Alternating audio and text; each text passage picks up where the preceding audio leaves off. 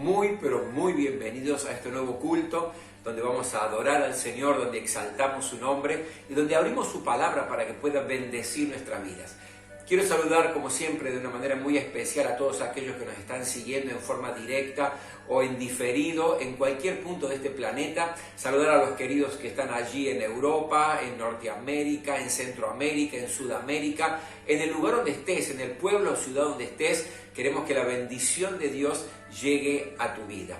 Y hoy tengo una palabra de parte del Señor que creo que va a ser de bendición al punto tal que nos puede ayudar a enfrentar las horas más difíciles, más tristes, más angustiantes de nuestra vida.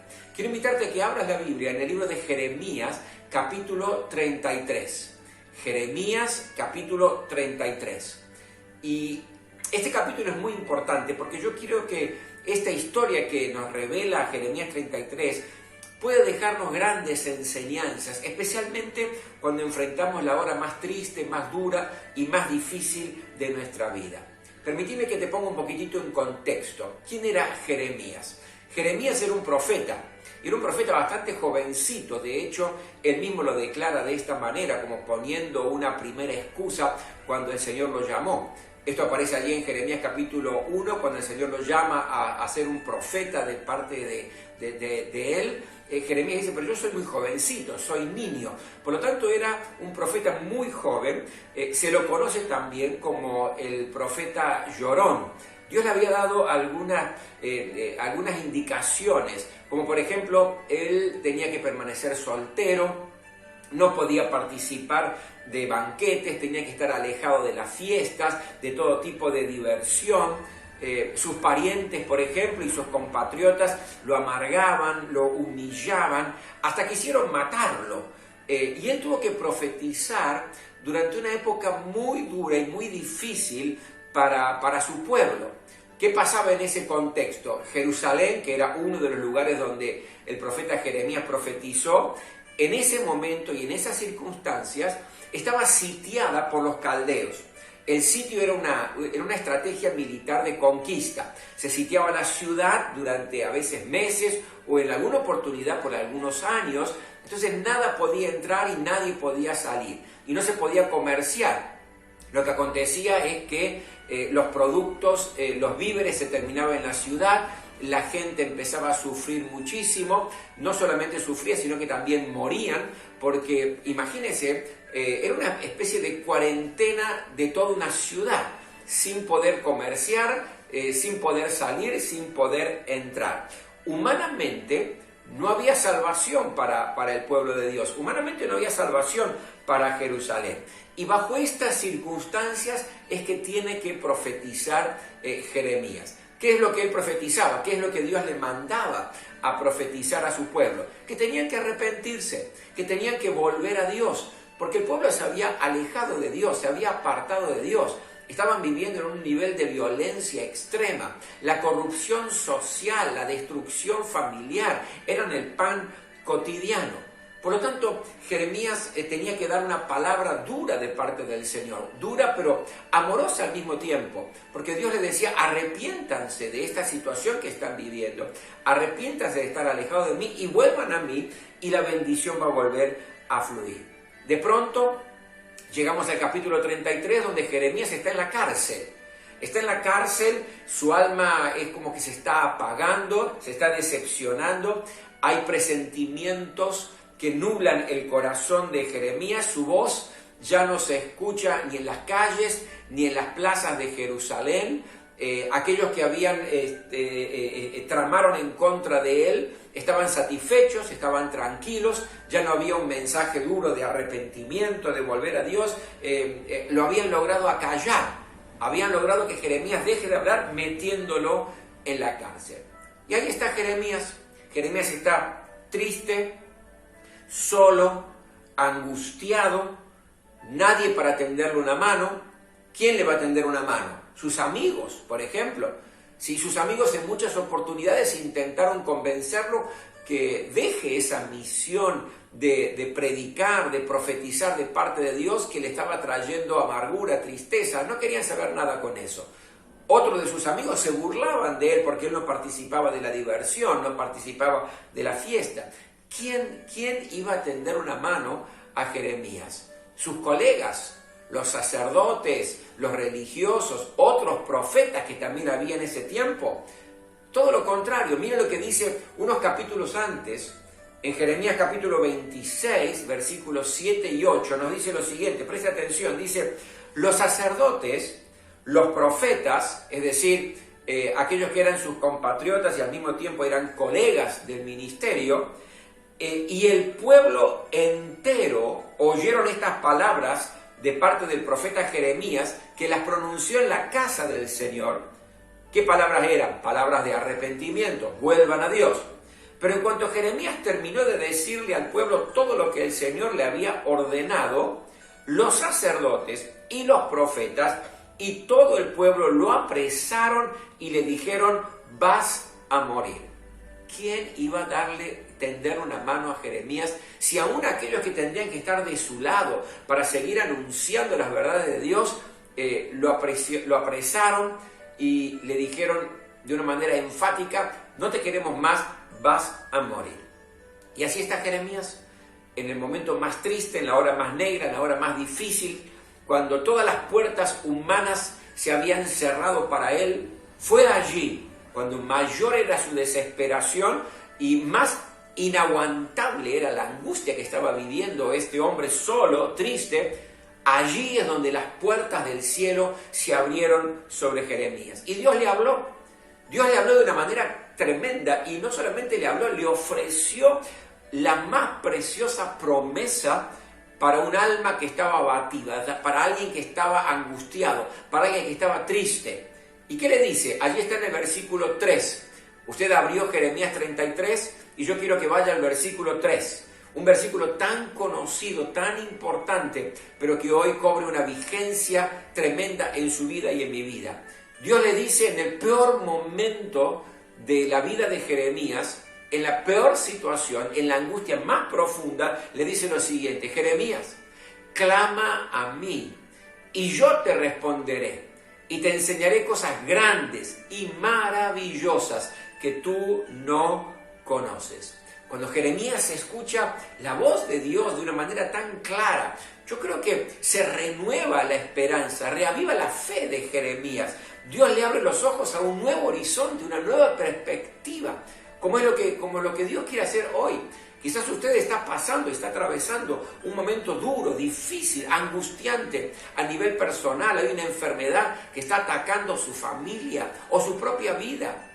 Probablemente hay una situación familiar extrema donde el amor se está evaporando, donde la comprensión ya prácticamente no existe, donde la tensión entre padres e hijos se ha agudizado. Situaciones duras, situaciones que entristecen, que amargan el alma. Probablemente esté pasando momentos críticos a nivel trabajo, empleo, su sustento no alcanza o por allí hasta perdió el empleo. Y esto abate el alma, es como una tormenta que nos roba la paz, que nos roba la alegría. Por eso, la palabra que recibe Jeremías en el peor momento de su vida es la palabra que yo hoy quiero sembrar sobre tu corazón. Esta palabra que dice, clama a mí, yo te responderé. Y te voy a enseñar, dice Dios, cosas grandes y cosas maravillosas que todavía no conoces, que no has percibido, que no pasan ni siquiera por tu mente ni por tu corazón, porque el dolor está apretando, el llanto está bañando tus mejillas. Ahora, ¿qué significa esto que el Señor está prometiendo? Permítame analizarlo juntamente con usted. Lo primero que Dios le dice y lo que Dios te dice hoy es: clama a mí. Y yo me pregunto, ¿por qué Dios le está diciendo a Jeremías, clama a mí? ¿Acaso no era un profeta, no estaba acostumbrado a orar, a clamar, a buscar de Dios? ¿Cómo es que Dios tiene que volver a decirle a Jeremías, en estos momentos duros, en estos momentos difíciles, clama a mí? ¿Acaso Jeremías había dejado de clamar a Dios? ¿Había dejado de orar? ¿Había dejado de esperar en Dios? Probablemente él clamó muchas veces, oró en muchas oportunidades y no vio respuesta. Como usted y como yo a veces atravesando momentos críticos, momentos donde la carga es muy pesada, donde se hace muy difícil seguir avanzando en la vida. Y hemos orado, hemos orado y hemos clamado por esa enfermedad que no cede. Hemos orado y hemos clamado por la restauración familiar y parece que cada vez está peor. Hemos orado por ese trabajo digno, pero parece que en lugar de aumentarnos el salario para que vivamos dignamente, nos están reduciendo el salario. Y por más que oramos, por más que clamamos, por ahí hemos abandonado la esperanza de que Dios va a responder. Dios le dice a Jeremías, en estos momentos, clama a mí. Yo creo que Dios sabe que a veces nuestra fe es débil, que nuestra fe se apoca y llegamos a pensar que no podemos ya esperar un milagro. Oramos y no vino, clamamos y no vino. Ya no vale la pena seguir orando. ¿Para qué seguir orando? ¿Para qué seguir suplicando si no pasa nada? Probablemente Jeremías pasaba una situación así, o usted está pasando una situación así. Pero la palabra que quiero sembrar en tu corazón hoy es que Dios te dice hoy, clama a mí. No importa si ya pasó mucho tiempo de oración, si ya has clamado muchas veces y no has encontrado respuesta, sigue clamando al Señor, sigue orando al Señor. Dios sabe que nuestro ánimo es frágil, Dios sabe que nuestra fe es vacilante, que nos debilitamos, que nos sentimos abatidos, que nos sentimos angustiados, a veces ahogados por los problemas, cansados por la carga, entristecidos frente a problemas familiares, de trabajo, de enfermedad. Dios lo sabe, por eso te dice hoy, seguí clamando a mí. Llegó el tiempo de clamar. No importa cuánto tiempo lo hiciste y no dio resultado, hoy es el día para clamar, para orar, porque la oración es lo que cambia las cosas. Hay poder en el clamor. La oración desata fuerzas del cielo que el hombre desconoce, que humanamente no logramos captar. Hay poder en la oración. Cuando oramos, Dios pone a nuestro alcance las soluciones del cielo. Por eso yo anhelo con todo mi corazón que lo primero que hoy puedas rescatar de esta palabra es que llegó el tiempo de clamar como nunca antes por aquello que te angustia, por aquello que te entristece, por aquello que te está apretando el corazón, que te está asfixiando, que te está ahogando. Eso que no te permite dormir a la noche, que te está robando la paz, que hace tiempo no te permite una sonrisa o tener alegría. Es tiempo de clamar. Dios te dice hoy, clama a mí, clama a mí. Pero lo segundo que le dice a Jeremías es, clama a mí y yo te responderé. El clamor no es simplemente un recurso psicológico de descarga, como diciendo, bueno, clamé, hablé, lloré delante del Señor y como que me descargué emocionalmente. No. Dios nunca va a exigir algo arbitrariamente. Él dice, clama a mí, ¿por qué? Porque yo te voy a responder. Si Él nos pide que oremos es porque tiene una respuesta para nuestra vida. Y la respuesta de Dios es gloriosa, es poderosa. La respuesta de Dios viene de su mismo trono. La respuesta de Dios viene para satisfacer tu necesidad, para revertir la situación que estás viviendo, para poner paz en tu corazón, para hacer el milagro que estás esperando. Yo recuerdo, años atrás estaba predicando en una ciudad, en una campaña de esperanza, en una campaña de fe, y tenía que predicar en una iglesia de todas las noches, de domingo a domingo. Recuerdo que el día lunes terminó de predicar, una gran cantidad de personas pasó adelante aceptando a Jesús como el Salvador y el Señor de sus vidas. Terminada la reunión, una de las consejeras me dice, ¿podría usted, pastor, hablar con una mamá y con su hija? Le dije, sí, no hay ningún problema. Cuando me trajeron esa mamá y la hija en esa charla, me dijeron que ellas habían pasado por allí y que en definitiva la idea era se iban a suicidar. Estaban pensando en suicidarse. Pero pasaron justamente por allí, escucharon canciones, escucharon como que la gente estaba feliz y dijeron, vamos a entrar. Y entraron a la reunión, entraron a ese culto de predicación. Y me contaron también que cuando escucharon las palabras, renovaron un poco su esperanza, tuvieron una pizca de fe, pasaron adelante para recibir a Jesús como el Salvador y el Señor de su vida. Pero le pregunté por qué el hecho de suicidarse. Me dijeron la mujer me dijo, porque mi casa es un infierno. Mi marido muchas veces se emborracha, tiene serios problemas y es extremadamente agresivo. Nos golpeamos, nos pegamos, plato va, plato viene, nos insultamos, me decía ella, y la hija me dice, y yo me meto en el medio porque no voy a permitir que le agreda o le pegue a mi mamá. Por lo tanto, se arma una tremenda batalla campal.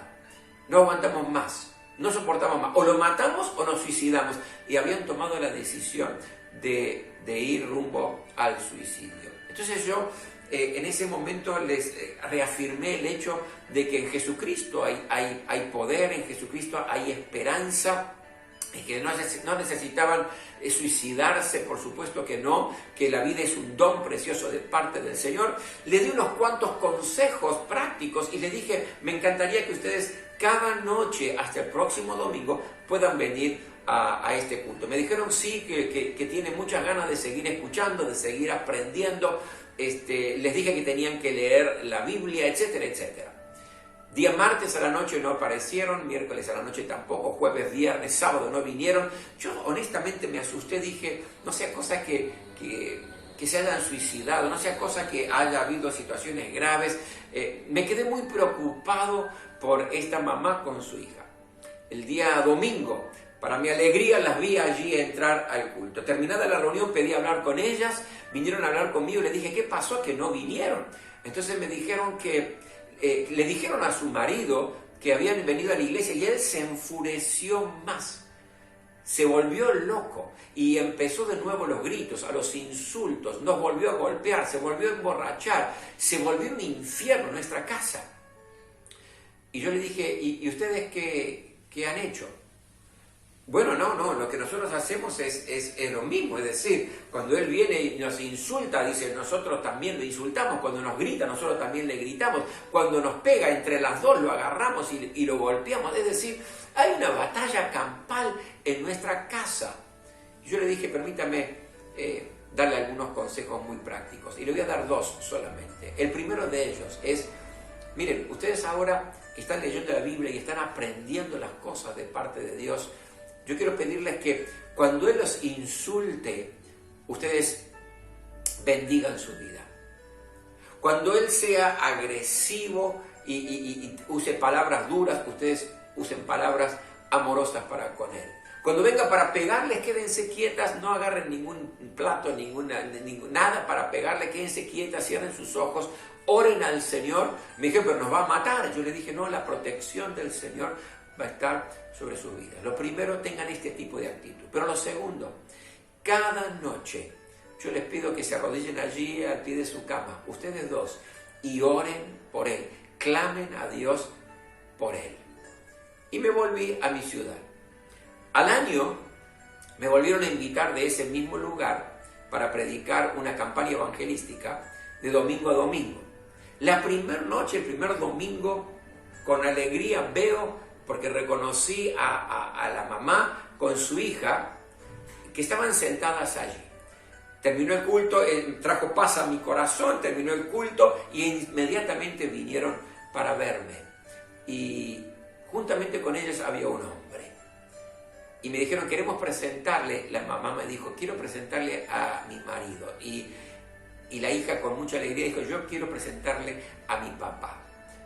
Y yo recordé algunas de las cosas que me habían contado y dije, gloria a Dios, ¿qué pasó? Dice, bueno, hicimos lo que usted nos aconsejó, ¿se acuerda? Le digo, no, la verdad que no me acuerdo. Usted nos pidió que cuando Él sea agresivo, cuando Él venga contra nosotros nos quedemos quietas, cuando nos insulte que le demos palabras de amor, y eso hicimos.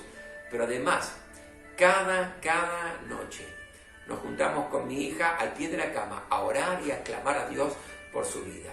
A los meses de haber hecho eso, él en un momento determinado, en un momento de agresión, empezó a llorar y decir, ¿qué es lo que tienen ustedes que yo no tengo? ¿Por qué tienen tanta paz, tanta serenidad, tanta tranquilidad, aunque yo estoy enloqueciendo? Yo quiero lo que ustedes tienen. Y lo trajimos a la iglesia y él también entregó su vida a Jesucristo. ¡Qué alegría! Una familia restaurada. ¿Saben por qué? Por el clamor de la oración y porque Dios responde nuestras oraciones. Fue por el clamor, por ejemplo, de Moisés que el mar rojo se abrió para que el pueblo de Dios pasara. Fue por el clamor de Josué, que conquistaban enemigos mucho más poderosos y que detuvo el sol en Gabaón. Fue por el clamor del profeta Eliseo, que resucitó al hijo de la tsunamita. Fue por el clamor de Elías, que él oró para que 3 años y 6 meses no lloviera, y cuando oró de nuevo, empezó a llover. Fue por el clamor de la iglesia, cuando Pedro estaba encarcelado, que Pedro fue liberado por un ángel. Hay poder en el clamor, y Dios responde las oraciones. Fíjese lo que nos dice algunos salmos tan preciosos. El Salmo capítulo 3, versículo 4, dice: clamo al Señor a voz en cuello, y desde su manto santo, desde su monte santo, Él me responde. Hay un clamor y hay respuesta. El Salmo 34, versículo 6, este pobre clamó y el Señor le oyó y lo libró de todas sus angustias. El Salmo 34, 17, los justos claman y el Señor los oye y los libra de sus angustias. El Salmo 107, 6, en su angustia clamaron al Señor y Él los libró de su aflicción. Es decir, cada vez que el pueblo de Dios, cada vez que usted, que yo clamamos, Dios oye y responde a nuestra oración. Él quiere responder con sanidad al clamor por la enfermedad. Él quiere responder con restauración al clamor por tu familia. Él quiere responder con prosperidad cuando estás trabajando o has perdido tu empleo y Dios quiere bendecir tu vida. Dios es un Dios que responde en los momentos más duros y difíciles de nuestra vida. Y lo tercero que le dice Dios a Jeremías, Jeremías, clama a mí, yo te voy a responder y te daré a conocer cosas grandes y cosas maravillosas que tú no conoces. Y si uno sigue leyendo el capítulo 33 del libro de Jeremías, ahí nos presenta y nos enseña qué cosas el Señor quería hacer con Jeremías y qué cosas quería hacer con el pueblo. Qué cosas podemos obtener con el clamor. Y mire, presta atención, lo primero que podemos obtener cuando oramos y clamamos a Dios es el perdón de nuestros pecados, de nuestros errores, de aquellas cosas que hemos ofendido a Dios. Fíjese, Jeremías 33, 8 dice: los purificaré de todos los pecados que cometieron contra mí. Les perdonaré todas las maldades que cometieron y con las que se rebelaron contra mí. El pueblo estaba desorbitado, el pueblo, mi querido, estaba en decadencia moral, en violencia, apartado de Dios. Como usted, como yo, porque no hay uno que pueda decir que no tiene pecado. No hay uno que pueda decir: yo vivo una vida justa, perfecta, yo no me equivoco, yo siempre hago lo que Dios le agrada, yo obedezco incondicionalmente en todo. No hay un justo ni a uno dice la palabra. Por lo tanto, todos erramos, todos nos equivocamos, todos pecamos. Por eso tenemos que clamar al Señor para el perdón de nuestros pecados. Y ese es el Evangelio de Jesucristo, que Él murió en la cruz del Calvario y derramó su sangre para que todo aquel que en Él crea no se pierda, tenga vida eterna. Y en su sangre, si creemos en Él, tenemos el perdón de nuestros pecados, porque su sangre nos perdona, nos limpia y limpia nuestra conciencia de culpa, de obras muertas, para que podamos servir al Dios vivo, dice Hebreos 9:14. Mire qué tremendo, perdón de pecados. Limpieza de nuestra conciencia, que toda culpa se erradique, porque usted y yo nos equivocamos, porque usted y yo pecamos al hablar, en nuestros gestos, en nuestras actitudes, muchas veces en nuestras acciones, en nuestras decisiones, pero hay remedio para eso. Clame al Señor y Él perdona nuestros pecados. En segundo lugar dice: los voy a liberar de la esclavitud. Allí en el versículo 7 de Jeremías 33 dice: haré volver los cautivos de Judá y los cautivos de Israel y los restableceré como al principio. Ellos fueron, el pueblo fue exiliado, fueron al exilio encadenados, cautivos, no veían esperanza, eran como prisioneros, no había liberación. Pero dice: yo los voy a liberar. Aquellos que están esclavizados, yo los voy a liberar. Clamen a mí y las cadenas se van a romper. Usted y yo no somos esclavos porque no tenemos cadenas que nos aprisionen de esa manera. Pero ¿qué cosas te esclavizan en la vida? Quizás los vicios, cigarrillo, el alcohol, la droga te esclaviza, la pornografía, los malos pensamientos, el pesimismo te está esclavizando, el orgullo, esa vanidad, los prejuicios, te esclaviza la amargura, la depresión. ¿Qué es lo que te está esclavizando? ¿Qué es lo que no te permite disfrutar la vida, ser feliz, avanzar en la vida? Eso te está esclavizando. Pero el Señor dice, yo los liberaré, clamen a mí, clamen a mí. Estás viviendo bajo la esclavitud de los vicios, clama al Señor, Él rompe la cadena para liberarte. Estás viviendo bajo la esclavitud de la depresión, de la angustia, de la tristeza constante, clama al Señor. Él va a dar vida y vida en abundancia, te va a liberar. Porque dice la Biblia, si Jesús nos libertare, seremos verdaderamente libres. Y si usted aún no tiene a Jesucristo como el Salvador y el Señor de su vida, este es el momento que Dios ha preparado para que usted abra su corazón y le diga, Señor, no aguanto más. Quiero que seas mi Salvador, quieres que seas mi servidor. Yo creo que moriste en la cruz del Calvario para perdonarme, para limpiarme, para que yo pueda disfrutar una vida y esa vida sea abundante, una vida de verdadera libertad. Abra su corazón a Jesucristo. Permita que Él entre a su vida hoy, si aún no lo ha hecho.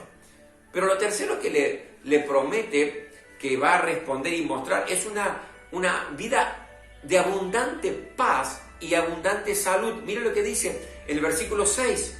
Pero les traeré salud y medicamentos y los sanaré y les haré experimentar una paz abundante y duradera. Hay salud en Jesucristo. Hay sanidad en Jesucristo. La palabra de Dios lo enseña. Tanto el Antiguo como el Nuevo Testamento. Dios tiene el poder para sanar tus enfermedades. Clama en medio de la enfermedad y el poder de Dios va a manifestarse en tu vida. Pero también dice abundancia de paz en medio del torbellino, las tormentas, esas situaciones internas que parece que se van a llevar todo por delante en tu vida, en mi vida. Mi querido, hay una paz que sobrepasa todo entendimiento, que es la paz que solamente Dios puede dar. Jesús dijo, la paz les dejo, mi paz les doy, no como el mundo se las da. Por lo tanto, mire qué tremendo. En el momento más angustiante de la enfermedad, de la esclavitud, de la angustia, de la tristeza, en las horas más negras y más difíciles, en el momento de las cargas más pesadas en cualquier área de su vida, la palabra de Dios hoy te dice, clama a mí y yo te responderé, dice Dios, y te voy a enseñar cosas grandes, maravillosas que no conoces. Es tiempo de clamar y de recibir el milagro de Dios. ¿Sabe cómo quiero terminar esto? Con un versículo más, que está en Efesios capítulo 3, versículo 20, que dice, y aquel que es poderoso para hacer las cosas mucho más abundantemente de lo que entendemos o pedimos o clamamos, según el poder que actúa en nosotros. Él te va a dar mucho más de aquello que estás necesitando o estás pidiendo. Yo quisiera orar en esta hora. Yo quisiera clamar esta hora por tu vida. Quiero que te tomes con tu familia, tómate de la mano con tu familia y vamos a clamar al Señor. Señor, en el nombre de Jesús, yo quiero traer delante de tu trono, delante de tu presencia, cada uno de los que están escuchando y viendo esta palabra. Quiero traerte los esposos, las esposas, los hijos, en el nombre de Jesús. Que el poder del cielo se manifieste sobre sus vidas. Aquellos que están pasando momentos duros de tristeza, de angustia, de enfermedad. Aquellos que están atravesando momentos, Señor, de falta de empleo. Aquellos que están atravesando situaciones familiares graves. Clamamos delante de tu trono, rogando, Señor, que el milagro acontezca en esta hora. Reciba en esta hora la paz de Dios, el amor de Dios, la protección del Señor. Reciba en esta hora el milagro en su vida, en el nombre de Jesús. Amén. Cuánto anhelo en mi corazón que esta palabra pueda bendecir tu vida de una manera especial y sobrenatural. Pero quiero compartirte también ahora que llegó el tiempo para adorar al Señor, para exaltar su nombre a través de nuestros recursos. Y este es un mensaje especial para todos aquellos que son parte de la iglesia Jesús 100% Vida, que son parte de la familia de Dios. Este es el momento que queremos honrar al Señor y adorar a Dios a través de los diezmos y de las ofrendas. ¿Por qué lo hacemos? ¿Por qué damos nuestros diezmos? ¿Por qué damos nuestras ofrendas? Porque amamos a Dios. Y amamos a Dios porque Él nos amó primero. Y dice la palabra que el amor de Dios fue tan grande que Él dio a su Hijo, Jesucristo. Es decir, el amor que da. Y Dios nos amó y le amamos a Él. Y como le amamos a Él, ese amor nos lleva a obedecer al Señor. Y el Señor dice en su palabra que debemos traer nuestros diezmos, nuestras ofrendas a la casa del Señor. Por lo tanto, la primera razón por la cual damos nuestros diezmos, nuestras ofrendas, no es por ninguna obligación, nadie nos obliga a nada, sino lo hacemos por amor y ese amor nos lleva a obedecerlo. Pero en segundo lugar, damos nuestros diezmos y nuestras ofrendas porque reconocemos que todo es de Él. Y de lo recibido de su mano le damos. Por eso todos aquellos que quieran adorar al Señor en esta hora, usted va a recibir a continuación un instructivo de parte de la iglesia y va a tener la posibilidad de adorar al Señor con su diezmo, con su ofrenda, a través de una transferencia por Mercado Pago o quizás una transferencia a la cuenta bancaria que está muy bien detallada en el instructivo. Pero además de adorar al Señor por el diezmo y de las ofrendas, que usted lo puede hacer, también permítame darle algún anuncio importante. Seguimos ayudando como iglesia. Si usted está pasando por alguna necesidad o sabe de alguien que está pasando por una necesidad extrema, básicamente dentro de lo que es la capital federal, porque es nuestro permiso para poder circular, que no tiene alimento, que no tiene que comer, por favor comuníquese con nosotros a través del WhatsApp de la iglesia o por el medio que le está llegando este mensaje. Porque como iglesia, como familia de Dios, queremos ayudar al que está pasando por necesidad. Llevarle una cesta básica para poder aliviar por lo menos mínimamente su dolor. Pero también si usted tiene donaciones para hacer, alimentos no perecederos, y quiere ayudar al que está pasando, a las familias que están pasando por necesidad, también comuníquese con nosotros que de alguna manera vamos a instrumentar para recoger esos alimentos y poder distribuirlos a los más carentes, a los más necesitados. Por lo tanto, por este medio, como iglesia seguimos funcionando. Usted puede recibir la ayuda o puede dar ayuda. Pero además de eso, también permítame ofrecerle otro servicio que como iglesia queremos hacer. Y especialmente por nuestro ministerio de intercesión. Todos aquellos que tengan un motivo de oración personal, familiar, de alguna situación que está atravesando, yo quiero animarle que usted nos mande su motivo de oración. Porque tenemos un equipo de intercesión en la iglesia y como nunca antes estamos clamando y estamos orando al Señor para que el milagro y el poder de Dios se manifieste en su vida. Escríbanos al WhatsApp de la iglesia, escríbanos al lugar, a esta red social que usted está recibiendo este mensaje con su motivo de oración y vamos a estar orando y clamando para que la mano de Dios pose sobre su vida. Por otro lado, decirle también que gracias a Dios siguen las células familiares. Siguen los líderes teniendo células familiares, enseñando la palabra del Señor. Me alegro muchísimo porque los grupos ministeriales se están reuniendo a través de Zoom u otros mecanismos para tener momentos de oración. Yo creo que como nunca antes la iglesia se ha unido, los ministerios se han unido, estamos orando como nunca antes al Señor y esto va a traer grandes frutos, dignos de arrepentimiento, dice la palabra del Señor. Por lo tanto, seguimos sirviendo, seguimos honrando el nombre del Señor y queremos seguir bendiciendo su vida. Quiero mandar un abrazo muy grande a todos ustedes.